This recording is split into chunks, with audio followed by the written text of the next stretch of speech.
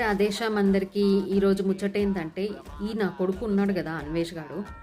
వీడు మన హిందువుల్ని, మన సనాతన ధర్మాన్ని, మన దేవుళ్ళను అందరినీ తిడుతున్నాడు.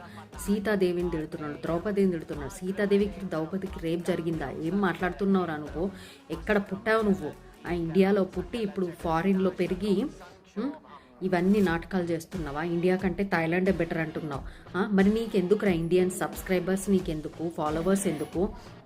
మళ్ళీ ఉల్టా మనకే అంటున్నాడు చూడండి. నిన్నేమైనా సబ్స్క్రైబ్ చేసుకోమన్నానా?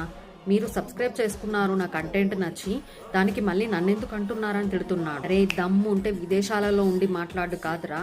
నువ్వు గనక ఇండియాకి వచ్చి అప్పుడు మాట్లాడు ఈ మాటలన్నీ. నిన్న అందరు ఒక్కొక్కరు బొక్క చూర చూర చేస్తారు నీ బొక్కలన్నీ. అరే సీతాదేవిని లంకకి తీసుకెళ్ళినందుకే మా హనుమాన్ లంకనంతా తగలబెట్టేశాడు. అలాంటిది నువ్వు ఈ సీతమ్మ తల్లిని ఇన్ని మాటలు అంటున్నావు. ఇక నిన్ను దేవుడు ఏం చేస్తాడో నీ ఊహకే వదిలేస్తున్నా, చూసుకో ఇక. అండ్ మీరు గనక మన అందరూ హిందూస్ గనక తనకి సబ్స్క్రైబ్లు, ఫాలోలు, ఇన్స్టాగ్రామ్లో ఫాలోలు కొట్టినట్లయితే అందరూ అన్సబ్స్క్రైబ్ చేసి పడేయండి. అండ్ ఇన్స్టాగ్రామ్లో అన్ఫాలో చేసి పడేయండి. ఇటువంటి కొడుకులకు మనం అస్సలు సపోర్ట్ చేయొద్దు. మళ్ళీ అదేగాక వీడు 14 ఏళ్ళ అమ్మాయిని కూడా, ఒక గర్ల్ని కూడా రేప్ చేసిండంట.